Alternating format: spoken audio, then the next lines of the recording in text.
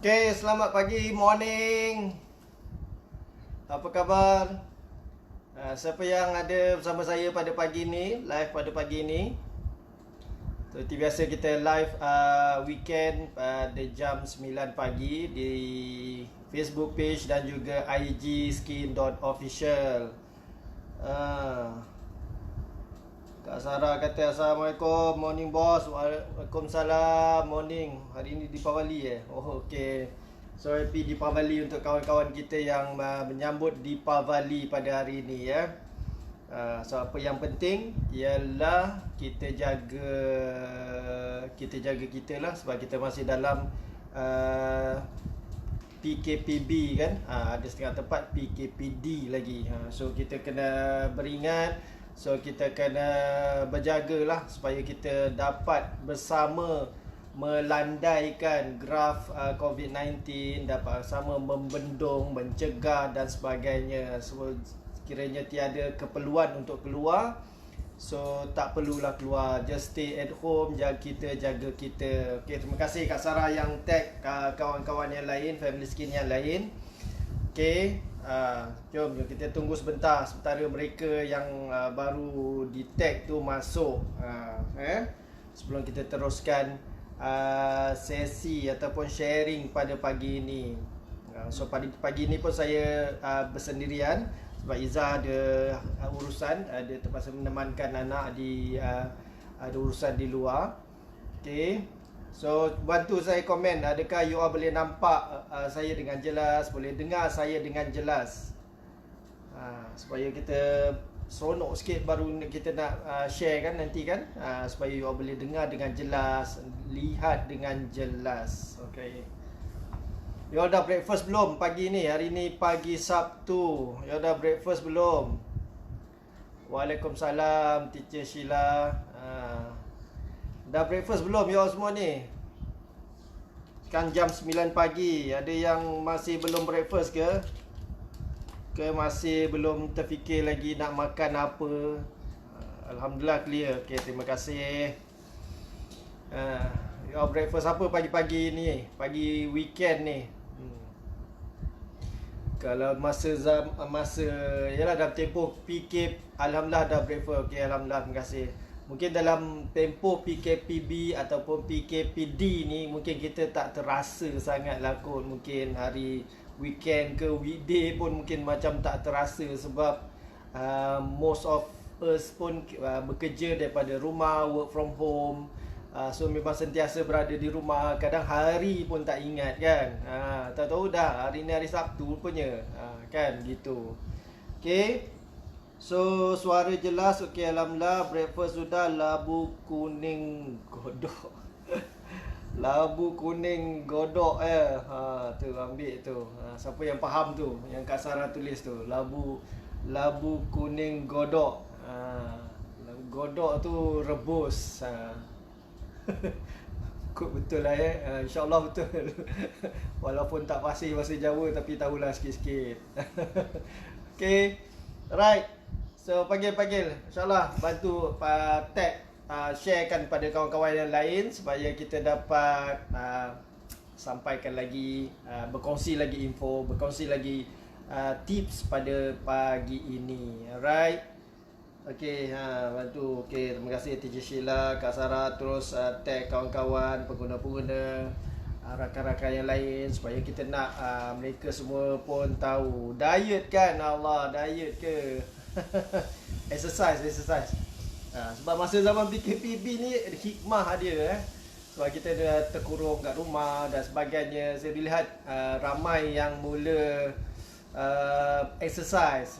Kalau lihat di kawasan taman saya pun pagi tadi keluar sekejap, memang ramai yang berjogging bersama dengan family. Ada yang tolak stroller dengan anak lagi, dengan baby lagi. So macam-macam aktiviti riadah bersama family. Ada yang naik basikal dan sebagainya. Penuh lah, which is pemandangan yang amat jarang berlaku sebelum ni. Kita jarang nampak sebelum ni kalau bukan dalam asbab PKP, PKPB, PKPD dan sebagainya. Kita nampak lebih ramai orang di kedai-kedai makan, di restoran, kedai mamak dan sebagainya kan. Tapi disebabkan asbab banyak sebenarnya. Kita kata yang hikmah dia tu di sebalik adalah dia punya apa dia punya, kita panggil kesusahan yang kita struggle yang kita alami disebabkan COVID-19, tetapi banyak juga hikmah-hikmah dia. Mungkin kita dapat spend quality time dengan family, kita dapat mulakan exercise, beriadah, kita banyak luangkan masa di rumah daripada di luar dan sebagainya. So kita kena tengok semua itulah, sebab apa yang Allah berikan kepada kita tu ada hikmah je. Mungkin ada hikmah di sebalik setiap kejadian itu. Okey. Terima kasih kepada Kak Sarah dan juga Teacher Sheila yang terus tag dan kawan-kawan. Okey. So sebelum ni kita dah sharekan tentang saya dah sharekan tentang terminologi, sains kulit. Kemudian semalam saya terangkan tentang bahan-bahan ataupun ingredient yang boleh membantu you all dapatkan kulit yang cantik, yang putih, yang gebu-gebas dengan dalam masa yang pantas, tetapi ada side effect. Bukan sahaja kulit muka semakin rosak, tetapi boleh menjejaskan, boleh meningkatkan masalah kesihatan, merosakkan organ dalaman dan sebagainya. Jadi saya harap memang saya sendiri harap you all lebih rasa macam-macam cakap lebih rasa bersyukur, dengan kejadian Allah ni sendiri. Sebab kita bincangkan ni baru di satu aspek saja, di kulit muka saja. Kulit muka saja kita bincangkan, tetapi daripada situ pun dah macam-macam proses. Sekecil-kecil proses, sebesar-besar proses yang kita dah pelajari baru dekat area muka saja, belum organ badan yang lain dan sebagainya, ya. Maksudnya sekecil-kecil sel kulit mati, sel kitaran sel kulit, lagi apa? Kitaran sel kulit kita belajar dah terangkan. Kemudian kita belajar tentang sebaceous gland dan juga sebum, kelenjar minyak dan juga sebum. Kemudian kita belajar tentang skin barrier, lapisan permukaan kulit kita. Lapisan kulit kita ni ada epidermis, ada dermis, ada hypodermis. Pada epidermis tu saja ada 5 lapisan yang berbeza lagi. Stratum corneum yang paling luar ni. Kemudian yang paling dalam stratum basal yang producekan sel-sel kulit baru. Semua tu kita belajar. Kemudian kita belajar tentang skin texture. Jadi dengan semua terminologi, ya Allah, boleh bayangkan tak syukurnya kejadian Allah tu kan, betapa nikmatnya kejadian Allah yang Allah pinjamkan kepada kita. Walaupun pada kulit ni saja dah macam-macam proses, sekecil-kecil proses, sebesar-besar proses, yang kalau kita belajar kita lebih appreciate pemberian Allah ni, nikmat yang Allah berikan kepada kita ni, pinjaman Allah ni yang kita sangat appreciate dan kita nak jaga dia betul-betul. Nampak tak?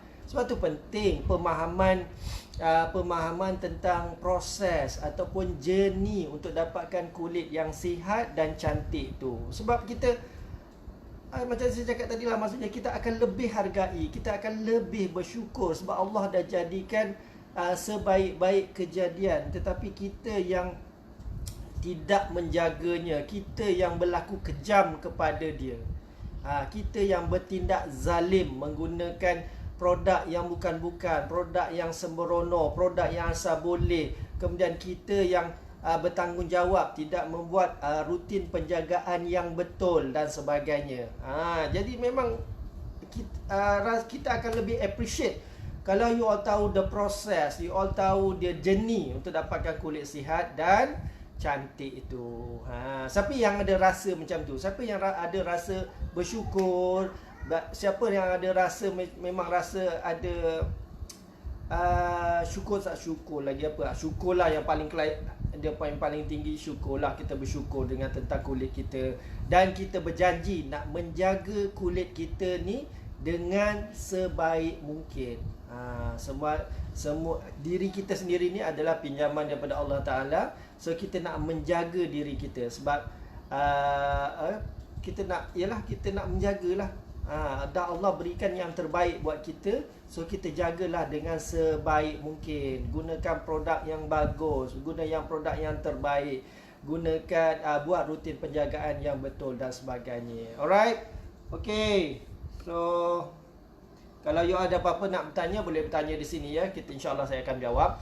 Okay, so pada hari ini, pagi ini, saya nak sentuh sedikit tentang jerawat. Sebab itu saya tulis pada topik ni Miss J. Itu biasa yang orang berikan gelaran kepada masalah jerawat. Topik best ni. Cuba panggil balik kawan-kawan. Mana kawan-kawan tadi? Panggil balik masuk. Panggil balik masuk. Saya nampak ramai dah terkeluar dah tu. Panggil balik. Panggil balut sekejap je. Panggil balik masuk sekejap. Sekejap saja. Tak rugi you all nak belajar ni. Sebab saya nak terangkan tentang jerawat. Biasa sebab ni dah ramai juga yang bertanya macam mana dengan masalah jerawat. Okey, panggil balik kawan-kawan tu sekejap. Tengah makan pun boleh dengar saya, tak ada masalah. Boleh dengar, sambil dengar tu sambil makan. Boleh. Tak ada masalah. Okey. Ni penting sebab saya nak ceritakan tentang masalah jerawat. Okey. So apa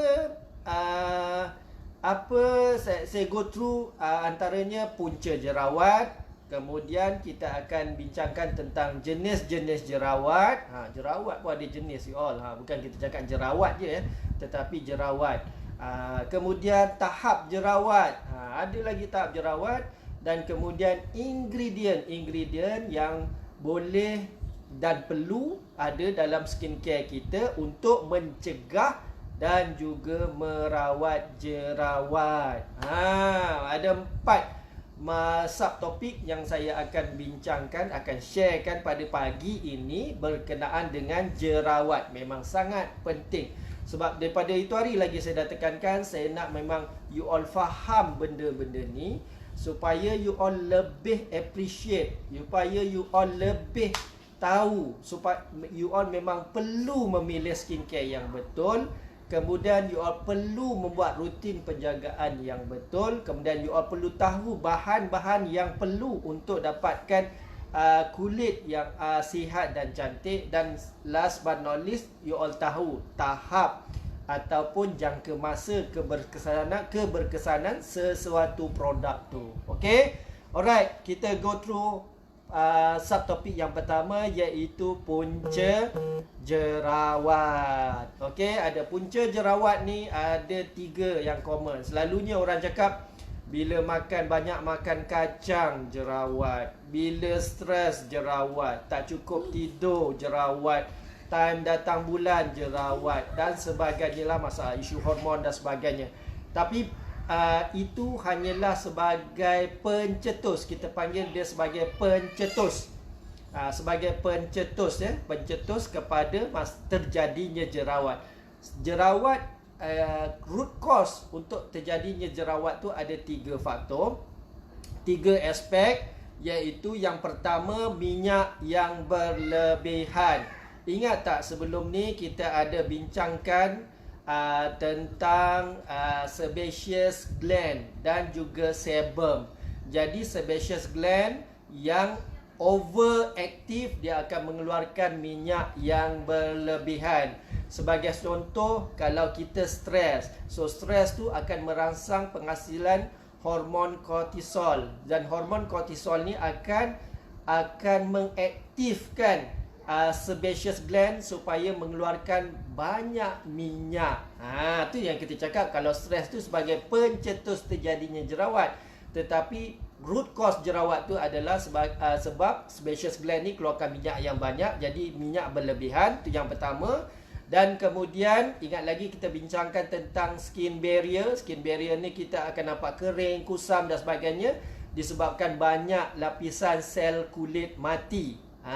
Sel kulit mati kalau dia dah terkumpul ataupun tersumbat di liang pori ataupun folikel rambut, ini pun salah satu punca terjadinya jerawat. Dan yang ketiga adalah bakteria yang terkumpul. Jangan terkejut sebab di permukaan kulit muka kita ni sebenarnya banyak bakteria. Ada bakteria jahat, ada bakteria baik dan sebagainya. Jadi kulit yang sihat dan cantik, dia akan maintain banyak bakteria yang lebih baik, yang baik untuk makan bakteria yang jahat. Okey, so 3 faktor ni terjadinya jerawat adalah apa dia? Saya ulang lagi sekali. Yang pertama, minyak yang berlebihan. Yang kedua, sel kulit mati yang tersumbat ataupun terkumpul di liang pori dan juga folikel rambut. Dan yang ketiga, bakteria yang terkumpul. So, tu punca jerawat. Okey. Panggil lagi kawan-kawan. Kita share tentang Miss J hari ni tentang jerawat. Okey. Tu yang pertama. Sebab tu yang penting. Sebelum ni saya terangkan tentang terminologi yang sebelum ni. Semuanya tu ada kaitan dia. Kalau you boleh relatekan balik, memang you all akan, wah, oh ni lah the process. Oh, bila jadi macam ni. So bila cell turnover, kita belajar cell cycle. Kemudian kita belajar sebaceous gland, sebum, antara punca. Bila minyak banyak, antara punca jerawat. Kemudian kita belajar tentang skin barrier yang tidak dibersihkan betul. Banyak lapisan sel kulit mati menyebabkan sel kulit mati tersumbat di liang pori dan juga folikel rambut. Kemudian kita belajar tentang skin texture. Bila ada masalah jerawat, dah tentulah skin texture dah tak rata, tak lembut, nampak berbenjol-benjol, kan? Okay? Annoying. Nampak muka memang annoying lah. Miss J ni memang buatkan kita rasa rimas, rasa tak selesa. Betul? Alright, tu pentingnya pemahaman. Sebab you boleh relatekan dengan setiap masalah kulit. Sebab masalah kulit ni adalah communication kulit dengan kita. Dia beritahu kita. Maksudnya bila terjadi jerawat, oi, minyak berlebihan dah ni. Kemudian ada sel kulit mati banyak tak bersihkan. Kemudian ada pula bakteria terkumpul dan sebagainya. Tolong buat sesuatu. Kulit cakap dengan kita je tu, tapi kita buat dono je, tak faham je. Main belasah aja skincare yang kita gunakan, kan? Tak apa-apa tu. Macam mana nak jadi je? Makin lama makin banyak jerawat. Dah risau daripada masalah biasa-biasa je, dah jadi serius, jadi kronik dan sebagainya. Okey? Nampak Boleh relate dengan proses-proses terminologi yang saya terangkan sebelum ni. Okey, so jenis-jenis jerawat. Ada dua jenis jerawat, iaitu yang pertama non-inflammatory. Maksudnya dia tidak menimbulkan keradangan, tidak ada kemerah-merahan dan sebagainya, tidak ada bengkak dan sebagainya. Non-inflammatory, kalau you nak tahu, non-inflammatory acne ni adalah whitehead dan juga blackhead. Siapa yang tahu sebelum ni? Whitehead dan blackhead tu adalah sejenis jerawat juga. Siapa yang tahu? Biasa kan whitehead kat hidung ni, biasanya lah common kat whitehead, blackhead ni ada banyak kat hidung ni. Biasa kawasan yang banyak berpeluh, banyak ialah kekotoran terkumpul, jadi liang pori tersumbat dan sebagainya, dia akan naik. Macam saya pun banyak juga, ada juga. Tapi sebab kita konsisten buat rutin penjagaan, insya-Allah memang bersih lah. Dia tak sempat. So non-inflammatory acne ada dua, iaitu blackhead dan juga whitehead.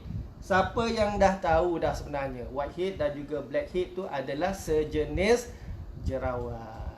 Okey, tu yang pertama. Yang kedua adalah inflammatory acne, iaitu jerawat yang menyebabkan bengkak, nampak bengkak, kemudian kemerah-merahan, kemudian kita rasa sakit dan sebagainya. Yang ni ada 4, terbahagi kepada 4, iaitu yang pertama papules. Nama dia memang sedap-sedap. Papules, pustule, kemudian dia ada apa lagi? Nodules dan juga cystic acne. Apa lagi sekali? Sebut sama-sama dengan saya. Papules acne, pustule acne, nodule acne, dan satu lagi, apa lagi? Yang satu lagi cystic acne. Nampak tu ada 4.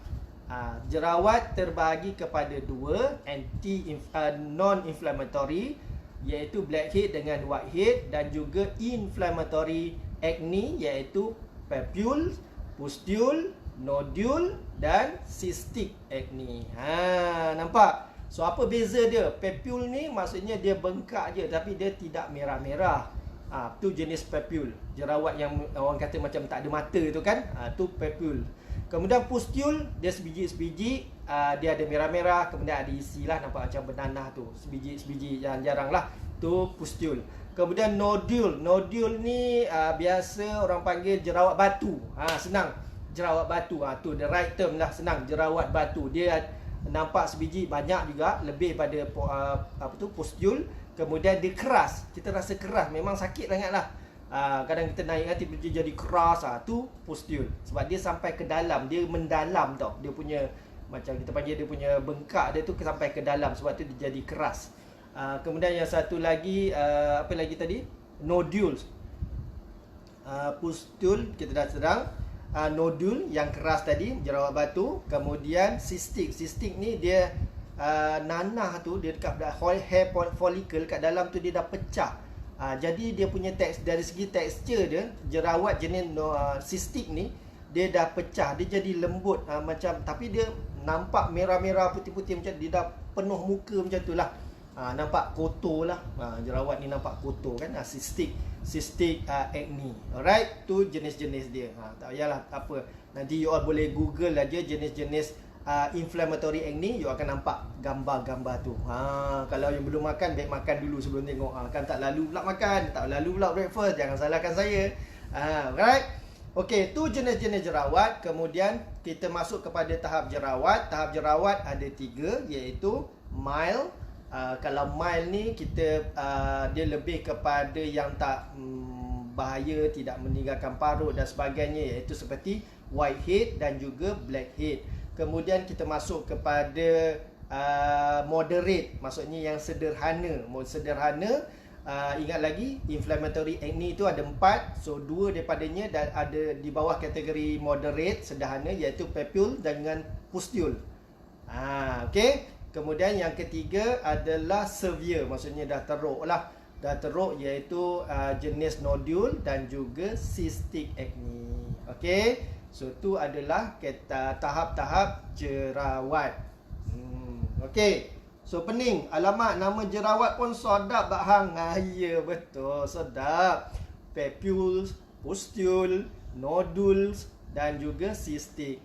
Tergeliat lidah Bak Hang. Kan? Siapa lagi ada komen?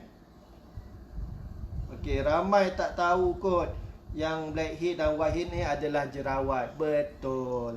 So hari ni dapat ilmu baru, dapat satu pendedahan. Yang dah tahu sebagai satu pengukuhan. Tapi apa yang penting, info ni jangan simpan dalam diri sendiri, jangan simpan dalam kepala sendiri. Bantu sharekan, sebarkan info ni kepada kawan-kawan yang lain, supaya mereka ni tahu. Jadi selepas ni, kalau kawan-kawan kata telefon ni jerawat aku naik lah, gini lah gini, dah boleh tanya dah, jerawat macam mana tu? Jerawat papules ke, pustule ke, nodul ke, cystic? Kan nampak bijak sikit kan. Nampak lebih bijak. Kata. Kan? Nampak lebih bijak sikit bila berbicara tentang skincare. Apatah lagi kalau kita nak membantu kawan. Sebab kita macam kami di Skin, memang kita punya passion nak membantu you all dapatkan kulit yang sihat, dapat kulit yang cantik. Bukan saja sediakan produk yang bagus, tetapi kita sediakan you all dengan ilmu, knowledge. Kita readykan you all supaya you all lebih appreciate bila tahu tentang semua proses, bila tahu tentang journey kulit untuk dapatkan kulit yang sihat, cantik dan juga glowing. Itulah kelainan kita di Skin. Alright. Okay. So, ingredient apa? Ni pentinglah, dah cerita masalah, kita dah cerita punca jerawat. Saya recap balik, punca jerawat adalah minyak yang berlebihan. Minyak berlebihan iaitu sebum berlebihan yang dikeluarkan oleh sebaceous gland ataupun kelenjar minyak yang pertama. Kemudian sel kulit mati yang tidak dibersihkan dengan betul dan dia menyebabkannya terkumpul, tersumbat di liang pori dan juga hair follicle. Dan yang ketiga adalah bakteria-bakteria yang dah start terkumpul disebabkan tadi liang pori apa semua tu dah tersumbat, jadi dia pun terkumpul kat situ, maka tercetuslah keradangan, menjadi pembengkakan minyak berlebihan di situ dan akhirnya akan membentuk jerawat. Okay, so jenis-jenis jerawat. Kemudian kita masuk jenis-jenis jerawat. Ada 2, non-inflammatory yang terdiri daripada blackhead dan juga whitehead. Kemudian inflammatory acne yang terdiri daripada papule, pustule, nodules dan juga satu lagi cystic. Okey, ada 4. Kemudian tahap-tahap jerawat ada 3. Mild iaitu blackhead dengan whitehead. Kemudian ada moderate, sederhana, papule dengan pustule. Kemudian severe, maknanya dah rosak lebih kronik, iaitu nodules dan juga cystic. Okey. Nampak bijak di situ.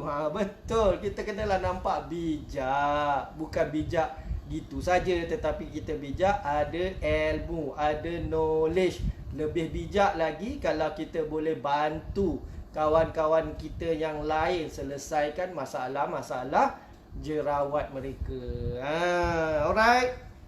Jangan bijak untuk diri sendiri saja. Okey. Alright. So, ingredient apa? Ni last subtopik pada pagi ni, iaitu ingredient apa yang membantu untuk kita mencegah dan juga merawat jerawat. Tapi apa pun, mencegah itu adalah langkah ataupun pilihan yang lebih bijak. Okay.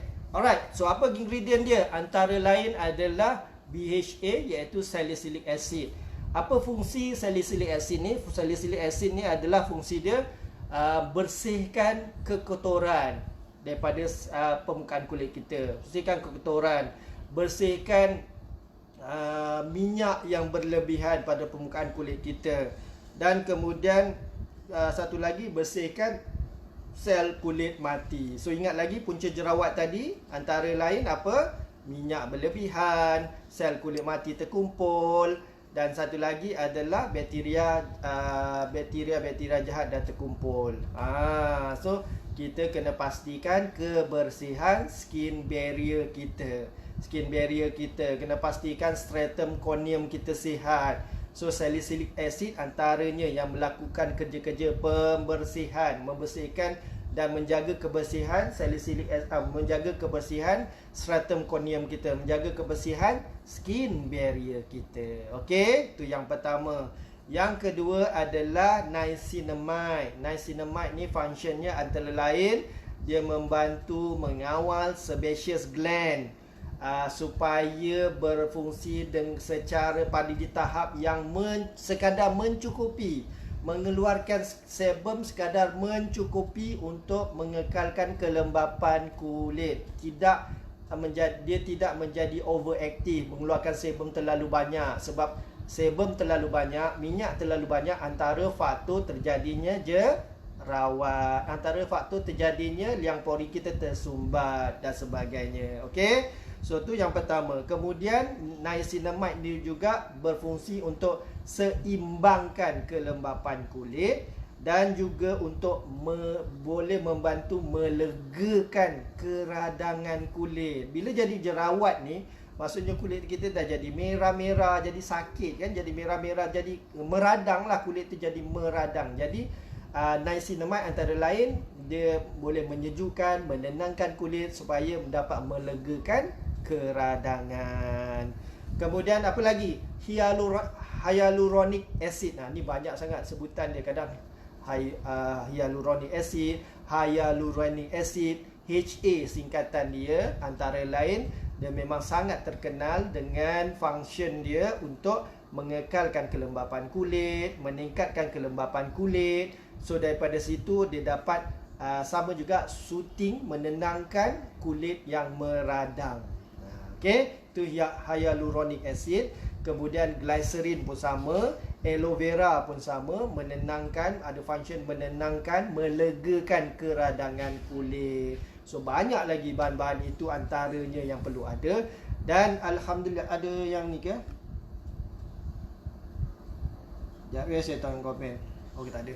Okey, so yang bagusnya dalam produk skin, antara yang basic skincare yang kita ada ni, cleanser dan juga skin advance serum. Apa bahan yang ingredient yang saya sebutkan tadi yang membantu untuk mencegah dan merawat jerawat, termasuk parut jerawat, ada dalam skin advance cleanser, ada di dalam skin advance serum. Sebab itulah bagi yang mereka yang ada masalah jerawat sebelum ni dah mencuba pelbagai produk, bukan jerawat hilang, tetapi semakin banyak daripada papule dia jadi pustule, kemudian jadi nodules, kemudian kepada cystic acne. Daripada masalah mild saja, daripada blackhead saja, whitehead saja, mungkin tidak dicegah, tidak dirawat dengan betul, tidak menggunakan skincare yang betul, tidak melakukan rutin penjagaan yang betul, daripada mild dia akan jadi moderate, dan daripada moderate, daripada sederhana tu akan jadi lebih severe, lebih kronik dan sebagainya.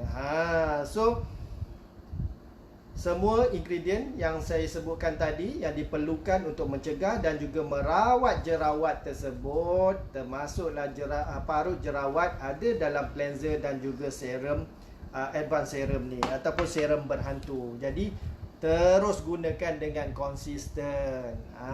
Gunakan ikut cara penggunaan yang betul, rutin penjagaan yang betul dan sebagainya. Bagi yang belum mencuba, sebaiknya terus mencuba. Atasi masalah jerawat tu daripada sekarang. Bahaya tau jerawat ni kalau tidak dicegah, sebab dia boleh merebak. Penjagaan yang salah boleh menyebabkan dia merebak. Isu kebersihan kulit muka kita, isu kelembapan kulit kita, isu minyak yang berlebihan, isu sel kulit mati yang banyak di kulit muka, isu liang pori kita tersumbat dan sebagainya, isu sebaceous gland, kelenjar minyak yang overaktif, banyak mengeluarkan minyak. Semua tu ada semua tu antara faktor ataupun punca terjadinya jerawat. So dapat sesuatu pada sharing pada pagi ni. Saya harap you all dapat sesuatu pada perkongsian pendek ringkas pada hari ini. Kita memang nak maintain perkongsian yang ringkas tetapi padat, macam saya cakap tadi, untuk you all menjadi lebih ada knowledge menggunakan produk skin sebagai contoh, dengan lebih appreciate dengan kejadian kulit yang Allah jadikan, yang Allah pinjamkan kepada kita. So kita nak jaga pemberian pinjaman, harta pinjaman Allah ni dengan sebaik mungkin, dengan menggunakan skincare yang betul, buat rutin penjagaan yang betul. Kita appreciate setiap proses yang kulit perlu lalui, kulit perlu hadap untuk dapatkan kulit yang sihat dan cantik. Barulah kita nampak lebih muda daripada usia. Kita boleh nampak lebih cantik, bergaya, kita lebih disenangi, lebih disayangi oleh pasangan, orang di sekeliling kita dan sebagainya. Keyakinan diri kita semakin tinggi, semakin meningkat. Alright. So, okay. So, kalau tak ada apa-apa, sekejap saya tengok last. Kalau saya tengok,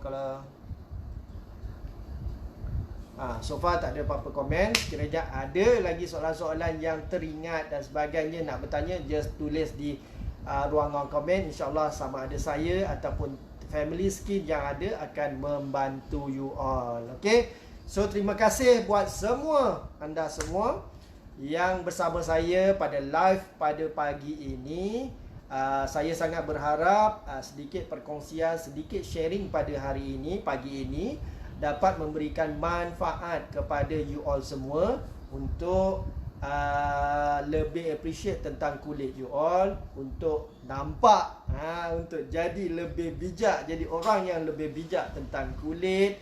Dan apa yang penting, you all sampaikan, panjangkan info ni kepada kawan-kawan yang lain, orang-orang lain, supaya mereka pun dapat manfaatnya. Benda yang baik kita sebar-sebarkan, supaya lebih ramai orang tahu, lebih ramai orang yang dapat manfaatnya, lebih ramai orang akan dapat meningkatkan kualiti kehidupan mereka, keyakinan mereka dapat semakin upgrade keyakinan diri, boost keyakinan diri.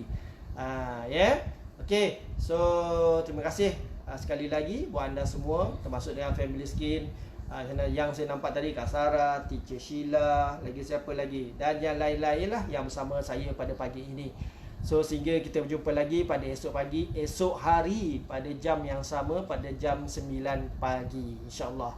Okay, so nak kulit sihat, nak kulit cantik, gunalah skin.